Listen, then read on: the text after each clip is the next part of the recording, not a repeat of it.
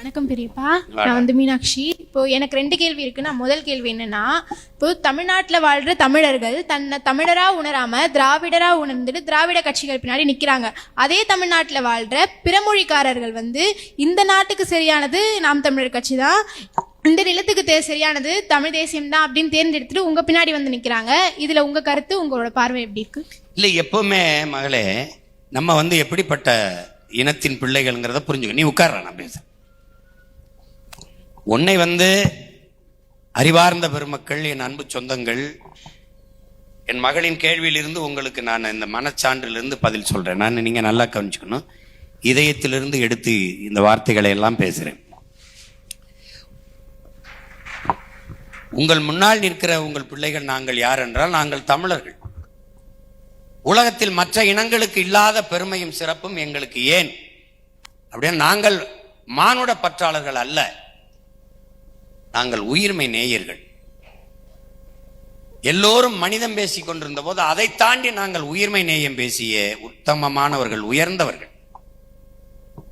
அதனாலதான் எங்களுடைய மறையில், எங்களுடைய வேதத்தில் எங்களுடைய வள்ளுவ பெருமகனார் பிறப்போக்கும் எல்லா மனிதருக்கும் என்று பாடாமல் எல்லா உயிருக்கும் என்று பாடினார். பகுத்துண்டு பல் உறவுகள் ஓம்புக என்று பாடியிருக்கலாம், பகுத்துண்டு பல் உயிர்கள் ஓம்புக என்று பாடினார். வாடிய பயிரை கண்டபோதெல்லாம் வாடினேன் என்று வள்ளலார் பெருமகன் பாடியதும் உயிர்மை நேயந்தார். மகன் மாட்டு கண்ணுக்குட்டியை தேர்காலிலே ஏற்றி கொண்டு விட்டான் என்பதற்காக அந்த மாட்டுக்கு நீதி சொல்ல அதே தேர்காலில் தன் ஒரே மகனை ஏற்றி கொன்றான், மாட்டுக்கு நீதியை நிலைநாட்டினான். இது ஒரு கதை என்று வைத்துக் கொண்டா கூட, கதையில் கூட தமிழ் பெருந்தகையின் உயிர்மை நேயமும் நீதி நிலைநாட்டுகிற அந்த மாண்பையும் காட்டுது. அந்த கதை கூட காட்டுது. காக்கை குருவி எங்கள் சாதி என்று பெரும்பாவளன் பாட்டன் பாரதி பாடியதும் அப்படித்தான். இப்ப தமிழர்கள் உயிர்மை நேயர்கள், அதை நீங்க கவனிச்சுக்கணும். கல்லுமாவில் எல்லாரும் கோலம் போட்டுக் கொண்டிருந்த காலத்தில் அரிசி மாவில் கோலம் போட்டான் தமிழன் என்பதற்கு காரணம், தமிழ் குடிமக்கள் ஈக்கு எறும்புக்கு குருவிக்கெல்லாம் அது இரையாக இருக்கும் என்பதற்காக அப்படி செய்யறான். இப்ப அந்த மாதிரி ஒரு பெருவாழ்வு வாழ்ந்த பெருமக்கள் இந்த தமிழ் பெருங்குடி மக்கள்.